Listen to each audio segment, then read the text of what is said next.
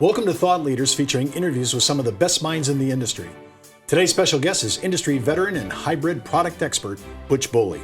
Hello everyone, I'm Steve Savant, syndicated financial columnist and talk show host. In this segment, Butch and I are discussing on how to select a long-term care policy.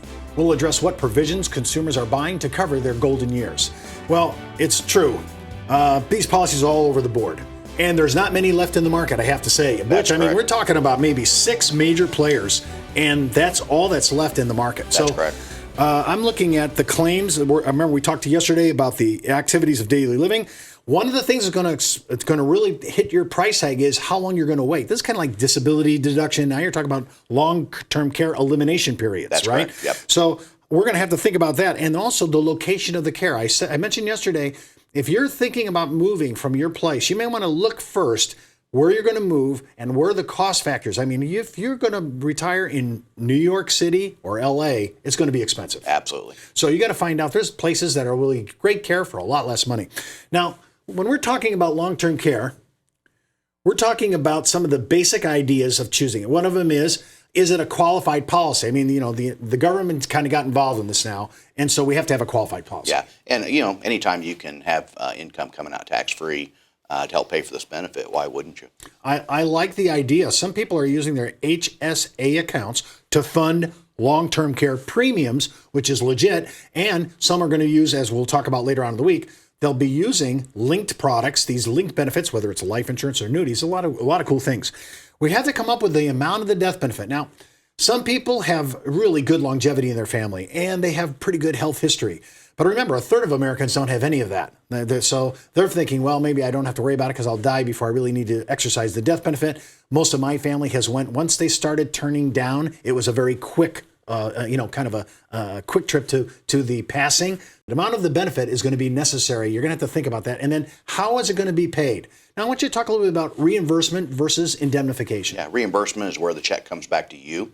Indemnity is where it's paid to the facility or the caregiver. Okay. Now, so in most of these contracts, especially hybrids, are moving towards the reimbursement. I don't know if anybody that's really doing indemnification anymore on hybrid. There could be. I just don't know of it. That's correct. So when we're looking at it, if you have a full contract like I do, standalone, I look at my contract and I say, okay, I know my elimination period. I know my amount, what it's going to pay. I know I have to have 2 ADLs triggered, activities of daily living. So I'm going to be looking at that. And then I don't think anybody does the disability method anymore. No, I'm pretty sure, but I know I just covered it just in case somebody says it. The biggest one, talk about inflation. Now, we're so used to doing COLI on annuity products and guaranteed income. Now we have to look at what's the inflation. And I would say medical costs lead the United States in total inflation, even though the inflation for overall America, so they say, is fairly low. It's never low in medical. Yeah. And I think one thing to keep in mind, too, personally myself, if I'm in a facility, I don't want to move to a lower grade facility because inflation's kicked me out of the one I've become accustomed to. Well, we looked at yesterday, I think they were saying it was like a 4% annual over a 5. I thought that was very conservative. Yeah. Way too conservative. I would agree. I think you've got to be looking at maybe 4 to 6% per annum. So that could be a big deal.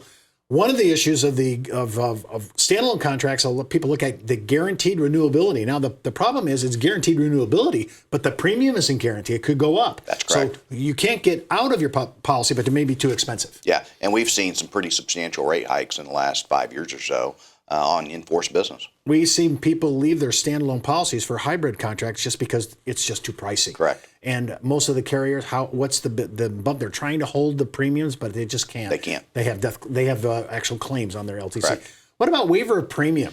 Expensive. These are expensive enough to start with. Premiums are going up. They'll continue to go up. So waiver of premium, if you can afford it, great. But I think most people ought to opt out.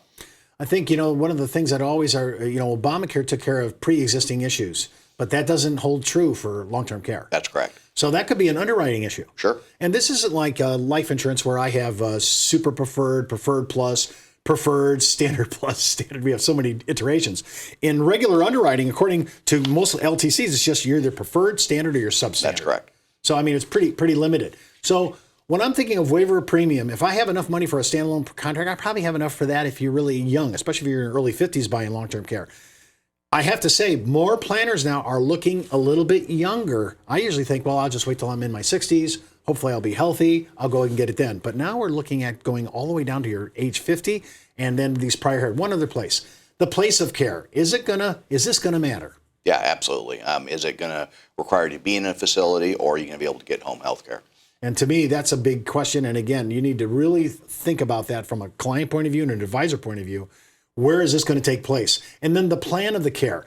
I'm looking at what kind of plan is it? Is it going to be a full plan, like we're talking about, a full standalone? Is it going to be a life-linked annuity, a linked LTC or annuity-linked LTC? All those matter because that's going to be a cost issue. What's the biggest issue of standalone in price tag? Cost. And if you don't use it, Yep, you lose it. Yep, and the kids will typically come in and say, hey, I'll take care of you. You don't need to pay for that anymore. And by the way, usually I don't know how well that works out. Well, listen, for more information on the material that we're presenting today, just go ahead and click on the landing page address in the video description. We'll be right back with more from Butchboard. A solid web presence has never been more important to the success of your business. Introducing Agent Website Creator, provided by CreativeOne. Through Agent Website Creator, you can create your own personalized website and have it up and running easily with zero knowledge of programming. Choose from several designs with easy drag and drop customization. Get proven lead generation offers, professionally written articles, and helpful financial calculators. Plus, the ability to embed videos, integrate your social media, and more. Update your website anytime and show the world within minutes. The best part? It's hosted for free. To learn more about Agent Website Creator, call your CreativeOne sales team at 800-992-2642 or visit us online at creativeone.com.